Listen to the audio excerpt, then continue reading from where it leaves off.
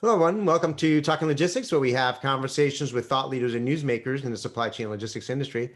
It's my great pleasure to welcome today's program Tracy Rosser, who is Executive Vice President of Operations at Transplace, and Ben Cubitt, who is a Vice President of Consulting and Network Services at Transplace.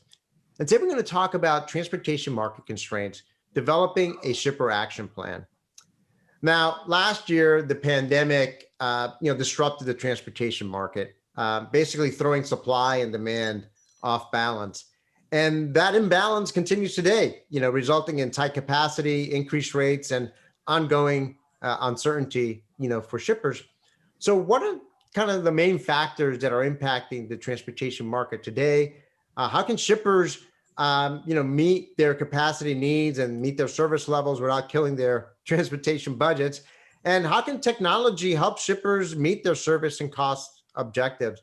Well, those are some of the questions we're going to address in today's episode. And it's great to have Tracy and Ben with us today, who, both bring a wealth of knowledge and experience to the table to share their insights and advice on this topic. So Tracy, Ben, welcome to the program. Hey, great to be here, Adrian. Thanks for having us. Thanks, Adrian. It's great to be here. So Tracy, like I joked before we got started here, it's almost like a lifetime ago since you were last time, you were last in the program in light of everything that's happened, specifically the pandemic and how that's kind of turned everything around. And today there's certainly, as a result of that, there's a lot of focus today on what's happening in the transportation market, specifically with rates when you talk to shippers. But maybe as a way to get started, I mean, what are some of the main factors that are impacting the transportation market today? Yeah, so Adrian, I'll start out by saying that, you live through years like 2014, 2018, and you kind of think you've seen it all. And then the last 18 months come along and really, bring new challenges to the surface and supply chain. What I would tell you, first of all, it's absolutely unprecedented times. I mean, the turbulence that's happening in global supply chains, just beyond transportation, that have an impact on transportation, it's something like we've never seen before, or at least in my time. And I would tell you, in most organizations right now, I'll tell you, the supply chain teams are probably the hardest working people in organizations today. And so I see people working really hard and working really smart. And I see people that have really aligned themselves to great partners. And so that's hugely important. We'll probably talk a little bit more about that throughout this conversation. But to your question of kind of what's causing it, this is kind of the what. And I feel like I'm almost reporting the news that everybody knows. With this question, again, extremely turbulent. And you hit it, significant imbalances in supply and demand. And so that's really at the forefront of the story. And then the question is why? And when I think about demand, we've got the world reopening. And it's reopening at different paces in different parts of the world, and actually in different parts of North America as well. People are getting back to work. And that's creating demand. Then you've got the stimulus side of policy that's creating demand as well. There's more money being put in people's pockets, and people spend when that happens, and thus that's creating demand. And so then finally, because of the pandemic, there was a surplus of money in the U.S. consumer's pocketbook anyway. And so people are starting to get out and spending and thus creating demand. Plus inventories were at lows. So I think, there were a lot of surveys done, and we see this from our customers, that inventories were at really, really super low points, both on the raw material side and the what I would call the finished goods side. And there's a restocking of inventories that's happening in the business that's creating demand. On the supply side, what we're seeing is, again, the raw material shortages, lean inventories that are creating, again, additional demand and creating pressure on the supply side. Labor shortages is an issue across the board for motor carriers, whether it's for line haul drivers or in the LTL business, dock workers, people that are handling freight, moving across facilities, whether it's labor shortages in distribution centers, people that load freight and unload freight, that's creating issues. And then the Class 8 backlogs. Right now, it's hard to get Class 8 tractors, and because of a variety of issues. And so there's a supply side that's trying to catch up with demand, that's rebounding demand from last year. And we believe that demand's going to continue to stay strong on a relative basis versus last year. And so, you kind of put your glasses on and your forward glasses, and you look at the imbalances, and the view is that in the trucking sector, you think that those imbalances are going to continue. And then the same thing's happening in the ocean markets and the rail markets. There's if you think about rail and just talk about the supply side, I was looking at some numbers, Adrian, just a few days ago, and I think train speeds are down 13%. Cars online were up about 15%, and dwell was up double digits. And so there's a lot of inefficiencies that are affecting supply in different modes as well. So that's probably a snapshot of what we're seeing from what's causing the issues right now, and what we're seeing across modes. As you were kind of going through all those different factors, it's amazing. I mean, you do, like I said, you kind of tend to hyper focus perhaps sometimes on, rates and what's happening with rates or what's happening in the spot market and so forth. But when you really take a step back and look at it from that very broad perspective, you realize that there are so many different factors that are really contributing to, the challenges that shippers are experiencing. And it's not just shippers. I mean, it's carriers too, and third-party logistics providers who are looking to find labor, as you pointed out. So there's a lot of moving pieces to all this, and some of it might get resolved in the near term, but some of these are more long-term issues that are going to take time and money and investment to really overcome. Just to stick with you for a second, and Ben, maybe you can provide your perspective to this question as well. So so that's kind of the big picture view. When you look at your, what's happening in the market, how is it affecting your network and the shippers you work with? What's your key takeaways when you look at it now from a kind of Transplace perspective, your network, your customers? Yeah. So Adrian, I always try to look at the world through our customers' eyes and through their lens. And what we see is customers that quite frankly need additional support, and they're asking for additional support, and that's what we're in business to provide. And so again, I see customers who are trying to manage through still a bit of a crisis mode, and we still see customers in that crisis mode and the recovery mode. And so they're still dealing with the things we talked about. They're dealing with struggles on getting inbound raw materials to make their product. They're struggling with high demand, and they're struggling with lack of labor and all the things we talked about. And so consequently, what's happening is their costs are increasing and their service is eroding. And so those are the things that they're asking for help, and that we're looking through our data, trying to figure out where are the opportunities to help them. What I'm seeing from our customers is those that I think are best in class is, Ben and I were talking about this earlier, that this is a time for leadership, and it's not just a time for the supply chain people to be involved. What I'm seeing is best in class is a CEO and a CFO that are very educated in what's going on in the business, because it is a broader supply chain solution set that needs to occur. And so, Ben, I think you said there's a penalty for siloed behavior right now. And I agree with that. And because if, companies that we're looking at that I think are best in class, you've got a CEO or a COO with the partner of a chief supply chain officer that are looking at things like what should my is my network right? Is my sourcing strategy right? And then from that, do I have the right economic order quantities? Do I have the right agreements with my customers? Then I'm looking at what's happening in my factories with production, and I'm seeing a CEO on a call with head of manufacturing and saying, okay, why are we cutting orders that that are shipping in such tight lead times when there's 7 loads for every truck in the US? And why am I shipping partial orders? How do we need to think about that as a company? Those are things that affect transportation cost and supply chain cost, but they're bigger and broader than just a conversation with someone that manages transportation, but it affects that transportation budget.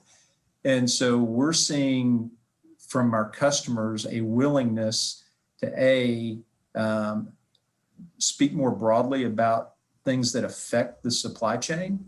And we're helping provide that data and be a conduit of conversation, and then offering also solutions to those things that are happening.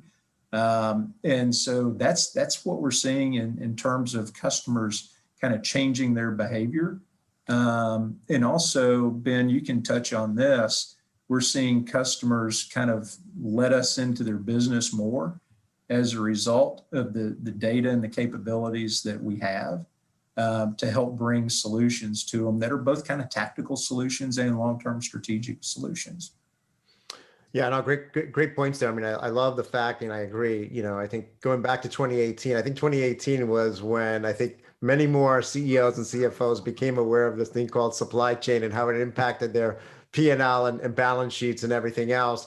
And certainly that message has been, the pandemic, certainly continue to elevate, the role and importance of supply chain management internally across the organization, and particularly in leadership, and also even outside, to general population. I think now people that I used to be on the sidelines with at Little League games who could never understand what I did for a living, they come up to me and say, hey, now I think I know more about supply chain now than I ever did before. I think I understand what you do for a living now. Yeah, and it's amazing the conversations that are taking place, Adrian, about shipment sizes and release times and inventory strategies, that are really complex decisions that need multiple players at the table to answer those questions. Absolutely. Yeah, Ben, go ahead. Yeah. I think one thing we're seeing, and all the actions Tracy alluded to are what we're seeing, but we're seeing a shift. So shippers are over the shock. They're trying to get out of the fire drill mode. It's just been such a battle to react to, COVID openings, closings, West Coast tightness, inventory surges, the Suez Canal blocked. I mean, I think it's a good metaphor for this year, a ship stranded in a canal, disrupting global traffic, just that mental image. But I think there's a real effort among the best shippers, and certainly our focus is how do you get out front of this? How do you keep fighting the day-to-day battle, but how do you start doing planning? It's interesting, in our consulting business, we've always very active in procurement, and we have a strong network optimization practice, but we're probably in the middle of about 10 network optimization projects right now. So people are, my supply chain's been disrupted. I've done things, just like the penalty for being siloed, the penalty for having an inefficient supply chain is higher than ever. So we see a lot of people doing network optimization, but it's not optimizing your carrier's performance, because you can only control that so much. But how do you help your carriers? Some of the things Tracy was talking about. How do you make sure you turn equipment? If ocean containers are tight, and you're a shipper and you're hanging on to an ocean container, you're adding to kind of supply chain and network inefficiency. Same way, if carriers will tell you, I have drivers in the market, I have trailers, I've got loads, I've got my whole C team looking for trailers, in Atlanta, because I could ship product if I could find some trailers. And so, and we need to keep drivers in this industry. So all those things are challenges, that as we look at this economy starting to boom again, some of those inefficiencies people are starting to pay attention to, and I think that's great. If a carrier can't give you capacity, we say, This is a tough market to fire your way to success, right?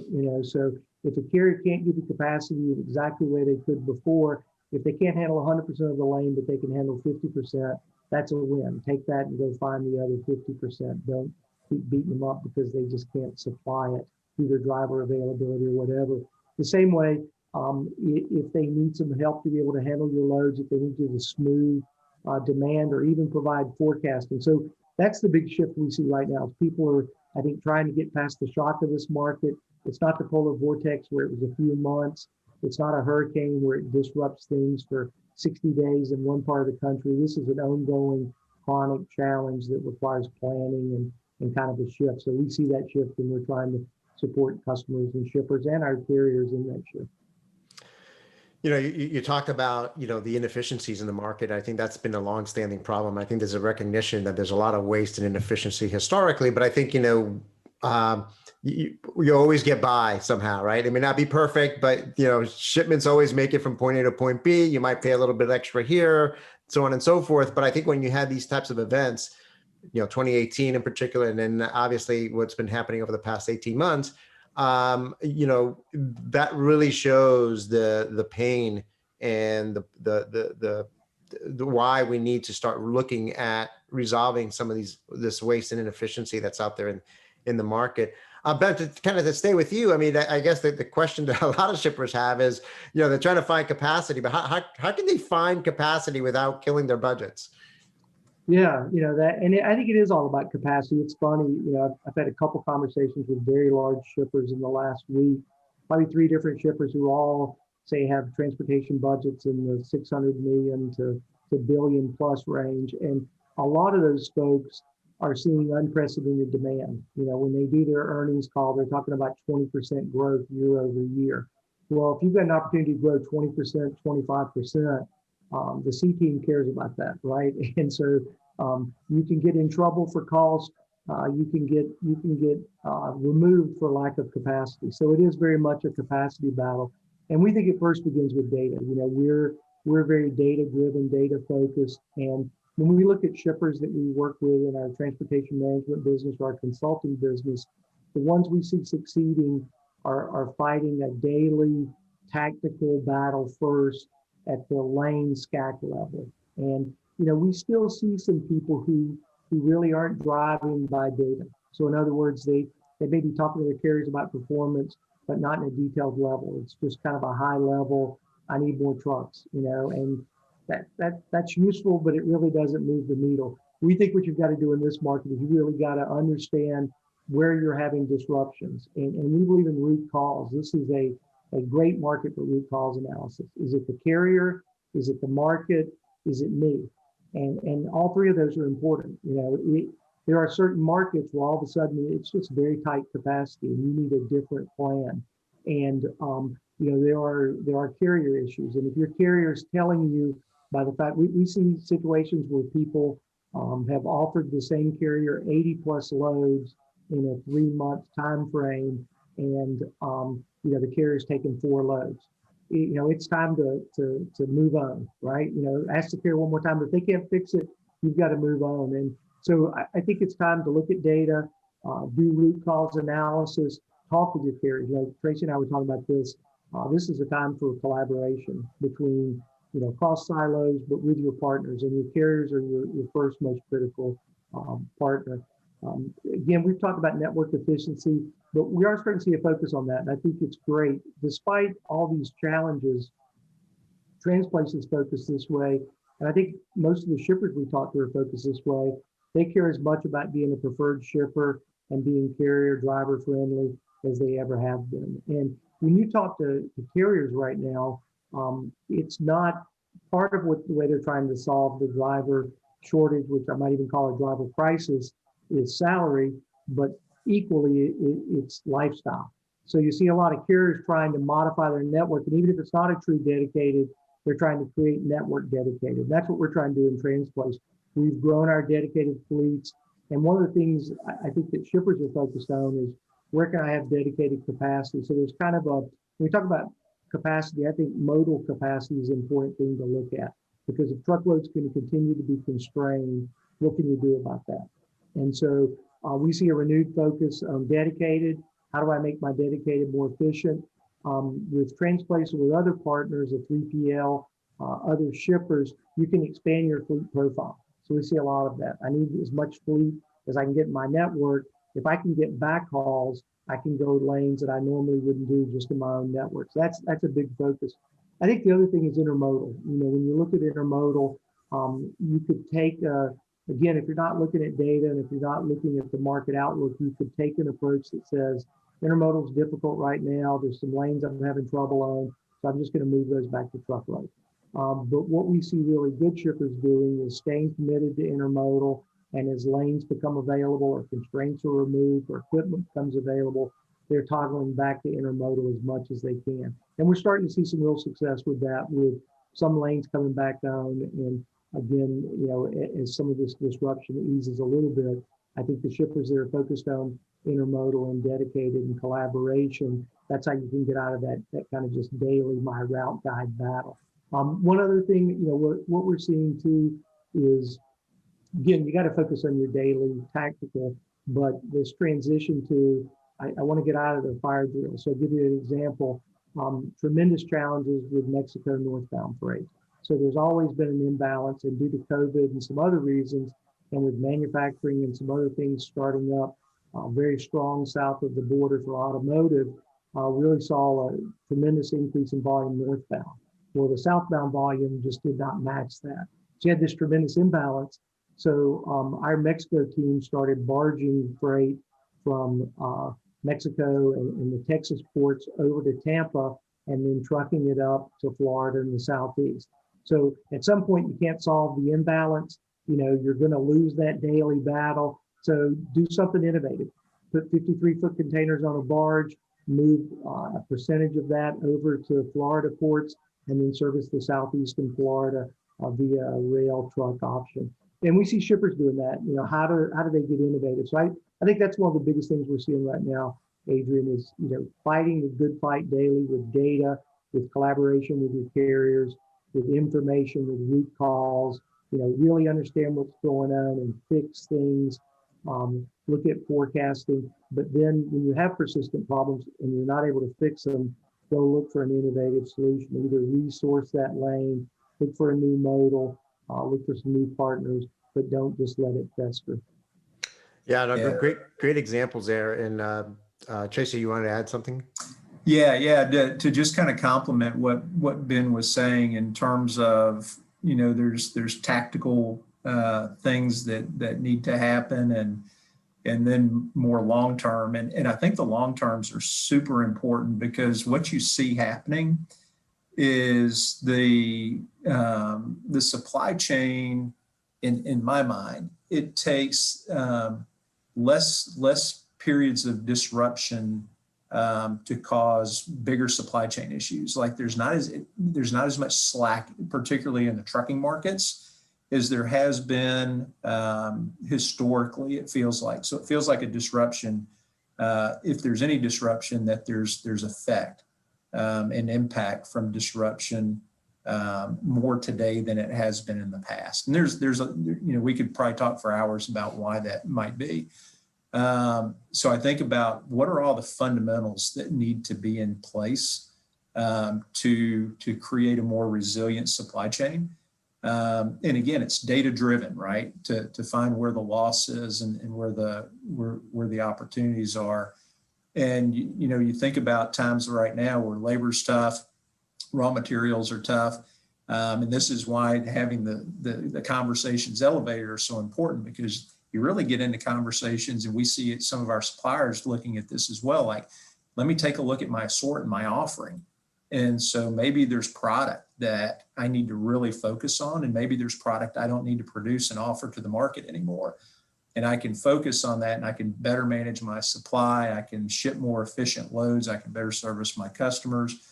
And so we see customers going through that thought process. And it may be something long-term, and it may be something that's short-term to get over the hump. But it creates more efficient loads, because what we're seeing in the data is we're seeing our customers ship lighter loads, lower cube, less weight, et cetera, but they're still in a truckload mode. And Ben will probably touch on, how we work to solve those things. And we see tighter lead times, where customers are, again, in a world where you've got 7 to 8 loads for every truck, and normal times are about 1 3/4. That's kind of equilibrium. And dropping orders today for pickup today is going to drive costs dramatically, or dropping an order that today for pickup tomorrow is still tough in this market. It can be done, but it's done at typically a cost because carriers are already pre-booked. And so you think about the planning and collaboration and forecasting that needs to take place, and people reviewing those capabilities and work processes. Like I said, their assortments, their sourcing. Are they near sourcing, or thinking about near sourcing because of what's happening in the global markets? And economic order quantities and frequencies of delivery. Those are all things that need to be considered and evaluated during times like this, but on an ongoing basis as well. Yeah, I think it's interesting, Tracy. We have a couple different solutions that have been useful in this market. Especially, we have a partial load matching where, if one of our customers has 10,000 pounds going from Ohio to California, and somebody else has 15,000 pounds going from Ohio to Arizona, we'll make a multi-pick, multi-delivery out of that. And we've seen that volume just increase tremendously. Then we have shared dedicated fleets where, we're putting lanes together, multiple customers. And we also have dynamic continuous moves where today, not a long-term match, but today there's an opportunity for an inbound truck into Atlanta to match. We grab that same driver and truck and we tie it to a different customer's load over to Alabama. So we keep that capacity in the network. But what's interesting about that, all these solutions, add capacity in a tough market. But, we have discussions with customers. We traditionally would ask, well, do you mind if any of those solutions are with your competitors? And we used to get, I'm fine to collaborate with this person or that person, but I really can't ride along with these companies. I can't ride along with somebody who's my arch competitor. And today, it's like, no, absolutely. If it provides capacity and it provides value, we don't care at all. Put it with anybody as long as the products are compatible. All that resistance has been removed in this market. Well, I guess that's one of the plus things, right? When in times like this, we always talk about the importance of collaboration and collaborative shipping and some of the things you talked about, and but companies always fail to walk the talk on that. But when times get tough, some of those perhaps reasons that they had in the past for not doing it, they kind of take a look at it and say, what, is it really that important? What's more important? Getting the product to our customers on time and at a reasonable cost, or having our competitors right along along with our freight. But you both talked a lot about data, right, and how this data really and we have so much of it today and at a very granular level, and how that underpins a lot of the opportunities that for enhanced collaboration and for eliminating waste and inefficiency and so forth. Obviously, what goes along with data a lot of times is technology, whether it's software optimization, whatever the case might be. So Tracy, to you then, how can technology, help shippers, again, meet their service and cost, objectives in this environment? Yeah, again, data and technology together with the right processes are incredibly powerful in this time to help solve issues, and a customer's willingness to what I would call, what Ben was calling removing constraints, historical constraints, because the more constraints that are removed, the better we can apply optimization capabilities to customers and help them find ways to reduce costs and improve service.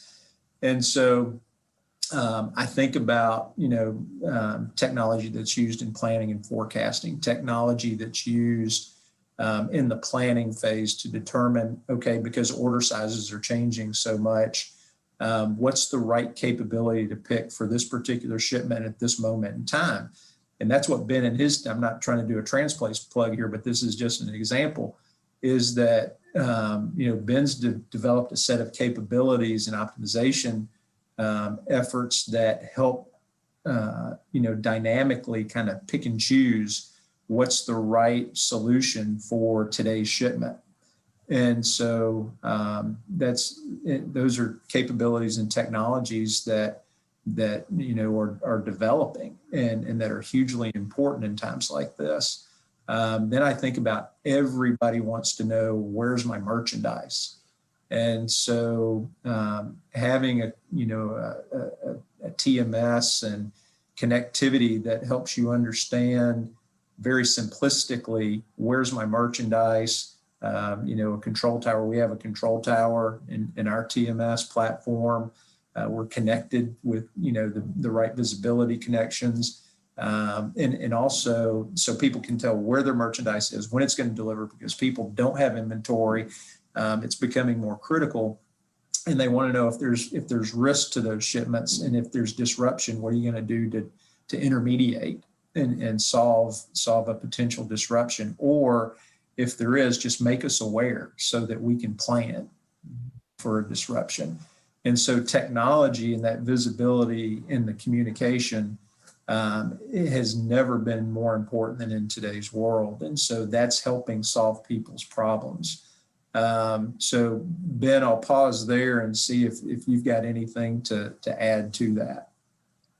I think it's all about data, and then it's all about how you use the data. So it's interesting talking to shippers in our consulting practice or our TM. Our best shippers are well past having data and reporting. It's how do I drive even more with that? How do I make that data actionable? That's really the focus, because you've got your plan, and transportation. I guess the good news, bad news about transportation, I like to say, as soon as you have your plan, you start walking away from it, it just starts falling apart behind you. And that's just the nature of transportation. There's so many variables that come into it. So you have to be able to say, what part of my plan's working, what's not working, and we believe, data visualization tools that help shippers see that. And we think you've got to have some people focused on, variation in your plan. Variation in this market kills you. And Tracy talked earlier about there's less elasticity, there's less recovery.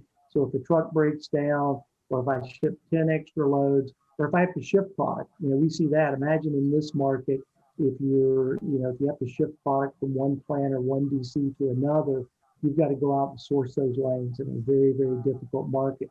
So what we see is people, a great example, one of the best I can think of is we've got a shipper, and I think they do a great job of trying to forecast their volume out the next 2 or 3 weeks. And so they're looking at award volume versus capacity. Not enough shippers look at this. And it's, I thought I was going to ship 10. I told my carrier I'm going to ship 10, but I've been consistently shipping 20 a week. So identify that first. Go talk to your team and say, is this going to continue? Is it a temporary? If it's going to continue, no, this volume needs to be reset to 20 a week. You need to go back and get a plan. And all that detail comes from having good reporting, good analytics, and then, taking that mass of data and turning it into action steps that the team is going to do. They're going to look at this report. They're going to look for this information. They're going to take these actions that will improve the network. Yeah, a lot of great points there. I mean, obviously it starts with the data, and we have more of it than ever before. A lot of that comes from some of these visibility solutions you talked about. But then when you marry that up with, optimization, I mean, optimization technology today is so much more advanced than it was, certainly a decade ago.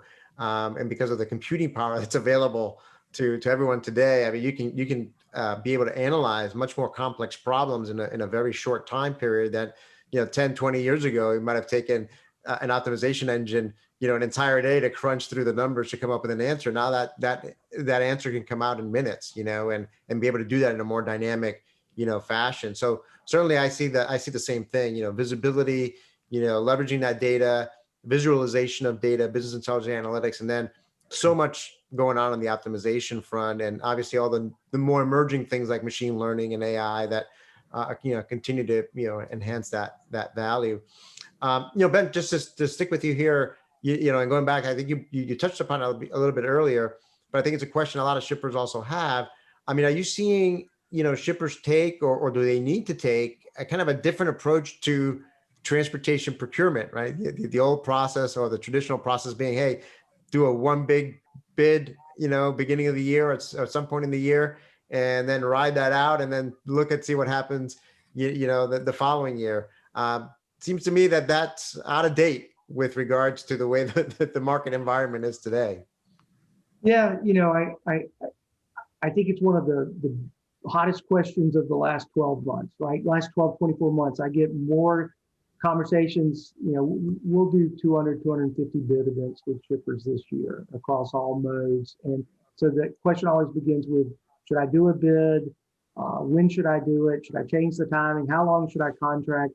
And so even though we see a ton of conversation about that, Adrian, we still see the annual bid modified. It's not your, it's not your old Oldsmobile. It's not the same old bid. It's changed, but annual bids still work. Again, if I think of those 2 or 3 shippers with very large spends, they're all doing bids, but they're doing bids differently than they've ever done them in the past. And so, it used to be you could do your bid, like you say, and you put it in place, and there was a little bit of degradation, and maybe toward the end of the year a little bit more, and it was a good time to reset it.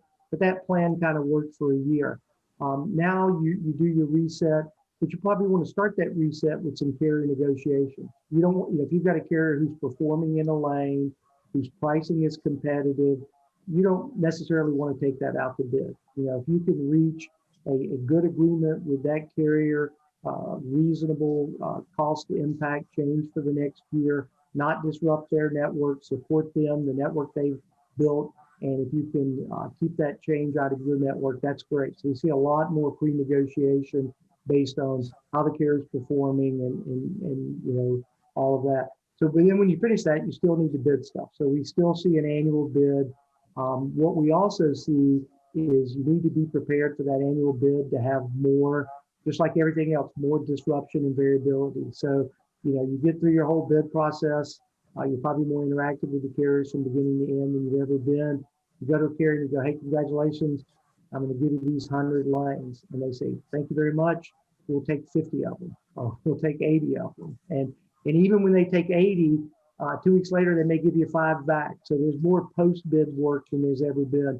But then to your other point, we call it always be sourcing, and I think that's kind of the motto. I think, you source, we see people, and this is not outliers. We see on a regular basis that people may be doing a mini bid a month after their bid went live to shore up some lanes, to handle new lanes. So we run a mini bid every 2 weeks in Transplace, and multiple customers can join that.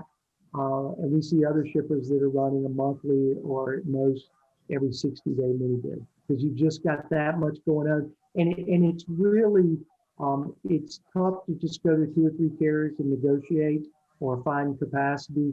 You usually have to cast a wider net. And that's the other thing we see in bids is you need to look at capacity in your network. I think sometimes people look at capacity at a very high level and they're just saying, here's my overall network. But you really, we think, need to look at an origin, destination, lane level.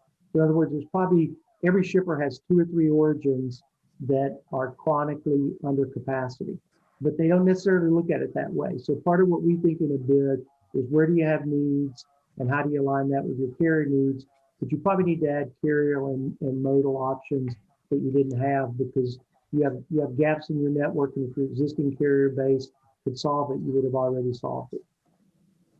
Yeah, no, I think, I see a lot of the same things too. I think a lot of shippers, they recognize that, they need to modify the traditional approach to transportation procurement. So to your point, it's not a completely abandon the traditional process, but certainly, modify it. And I think some of the examples you gave there are great examples of what I see a lot of shippers, doing as well. We're running a little bit short on time here, so maybe as a way to wrap up, Tracy, I'll start with you, and then Ben, you can add your thoughts on it. I mean, are there any innovative or outside the box things that shippers can, do to again, successfully navigate through these challenging market conditions?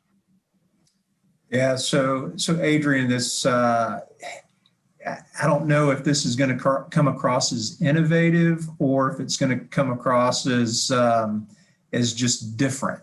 And the thing that I think that I see are our most successful engagements with our customers, and customers being most successfully internally. It goes back to what we were talking about earlier, that these are times for leadership. And I see our most successful customers being those that have all the way up to the top of the organization educated about what's happening in the space of supply chain and transportation, and bringing the right parties across their organization together at the table with their providers that are great providers that can bring data to the conversation, that can bring thought leadership to the conversation, and that challenge your norms, and companies to listen to that, invite it and listen to it. That doesn't happen every day. Typically you have people that just deal in companies that just are very siloed. And so I think that is a way of working that's innovative, and also bringing all the appropriate stakeholders together that can create a successful outcome. And so I think that's where I tend to lead with that question. And then the other piece that's innovative is just trying to, and we're spending a lot of resources on this as a company for our customers, and that is to get really great timely data that help you understand really what's happening in your network, and then marry that together with appropriate suggestions and solutions and recommendations to create value. And so I think the speed of that information flow is critical to navigating these times. And then, the other piece is allowing companies to be closer to the customer. Transparency of data and data flow, and the sharing of that information, so that we can execute on their behalfs. And so that's kind of how I think about that question in today's world, and what's probably facing us for at least the balance of the year. Yeah, no, absolutely. I mean, I think that's some great, insights and advice there. Ben, anything to add to that? Yeah, I think collaboration is just one that we see. So we work with shippers to help find fleet backhauls. And so if you've got a fleet at finding backhauls with other shippers, the first thing you do is try to innovate your own network. So we do see people going to heavyweight shipments, really looking inside their own network for matches more than they ever have. And then the other innovation is, how do I deal with surges, unusual events? So if I'm going to have an end of month, end of quarter, a seasonal surge, I need to be planning for that. And so some people have always planned a little bit, but I mean, you really have to have pop-up fleets are a big thing right now. And so the innovation comes first inside your own network. Can you do some things? Make sure you capture inbound, outbound matches, ship heavier weights, just make sure you build lead time in. There's a little things, and then the next thing is, once you've done everything inside your own network, how do you leverage partners? How do you leverage like an $11 billion network like Transplace has? And so that openness and that willingness that we talked about earlier, people are, hey, take my network, overlay it with somebody else. And if the network win is better than my individual win, that's what I ought to do. And I think that's a new exciting area that we're looking at. So instead of saying, this is my best lane shipment within my lane, solution within my network, when I look collaboratively, often I have a better, either with a carrier or with other shippers, I may have a better solution outside my network. So we see more openness to that. And, the data and the visibility you talked about helps with that, because again, data helps you see it, and visibility helps you have confidence in it, that it's working and that you can do it. And Adrian, I would just follow it up too with, with innovation comes, trust. And I think about trust in times like this with, again, with having the right partners, right? And being in an engagement, in a trusting engagement, such that you can remove constraints to allow, people that want to help you, enable them to help you. And that's when we're best positioned to do so. Is as constraints are analyzed and removed that used to be historical constraints, so that companies can bring kind of the power of their scale to your benefit. So that's the other piece. And again, it's kind of more outside the box thinking for times like this. Yeah, no, I love it. I think trust is one of those things that I think we don't talk enough about. And certainly it's in times like these where it becomes, critically important, and what you have to rely on truly with your partners, to again, make it a win-win opportunity for everyone involved. Well, this is one of those topics where, literally, and not to exaggerate, you could probably have a full 2-day conference to talk about everything that we managed to, talk about in a relatively short time frame here. But both of you provided some great insights, some great advice. We certainly covered a lot of ground, and, certainly provided some great food for thought for, our listeners out there to give thought as they, continue to face, the current environment out there. So, Tracy, Ben, thank you both for making the time to be with us today. Thanks, Adrian. You bet. Thanks for having us. I want to thank those of you that joined us. If you're watching this episode on demand, either at the Transplace website or on Talking Logistics, and you've got a question or a comment for Tracy or Ben, you can post it there, and I'm sure they'll be more than happy to respond via that medium. Again, thank you for joining us, and look forward to seeing you in a future episode of Talking Logistics. Have a great day.